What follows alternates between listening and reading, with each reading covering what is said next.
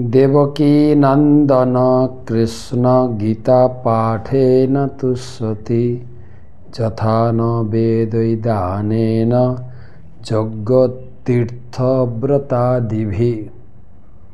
বলা হয়েছে ভগবান কৃষ্ণ গীতা পাঠে খুবই সন্তুষ্ট হন, এতটাই সন্তুষ্ট হন তিনি অন্য কোনো কার্যক্রমে বেদ পাঠ যজ্ঞ দানে এতটাই সন্তুষ্ট হন না। ভগবদ গীতা 3য় অধ্যায় 5ম শ্লোক।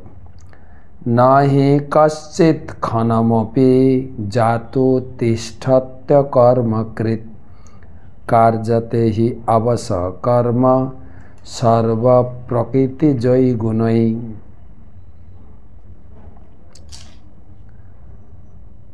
সকলেই জড় প্রকৃতিজাত গুণসমূহের দ্বারা প্রভাবিত হয়ে অসহায়ভাবে কর্ম করতে বাধ্য হয়, তাই কর্ম না করে কেউ ক্ষণকালও থাকতে পারেন না। তো আমরা আলোচনা করছি কর্মযোগের কথা। অর্জুনের প্রশ্ন ছিল, আমি কি কর্ম করব না ভক্তি করব, মালা জপ করব? ভগবান এই অধ্যায় বুঝাচ্ছেন ভক্তিযোগেও তোমাকে ভগবানের সেবায় প্রচুর কর্ম করতে হবে।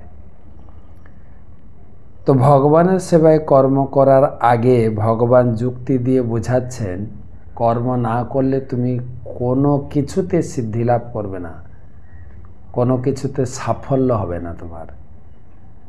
তাছাড়া আরেকটা যুক্তি ভগবান এখানে প্রদর্শন করেছেন যে আমরা কর্ম না করে থাকতেও পারি না, কেননা আত্মা হচ্ছে কর্মরত।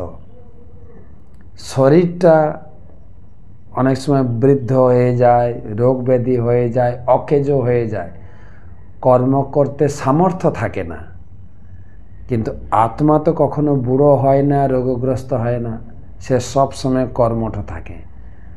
যার জন্য শরীর কর্ম করতে না পারলেও বুড়ো হয়ে গেছে, কিন্তু আত্মা তো কর্মরত, তাই বৃদ্ধ অবস্থায়ও তার কর্ম করার প্রবল ইচ্ছা, কিন্তু শরীর কুলায় না।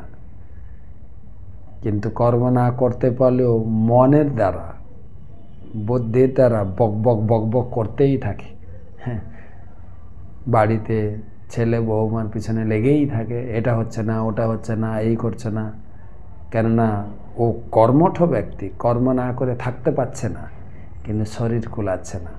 সেজন্য বাংলায় একটা কথা বলে, ঘর নষ্ট বুড়ি আর পেট নষ্ট মুড়ি। মুড়ি খেলে আপনার পেট নষ্ট হবে, মুড়ি খেলে। আর ঘরে একজন বয়স্ক ব্যক্তি থাকলে ঘরটা ম্যাস নষ্ট হয়ে যায়।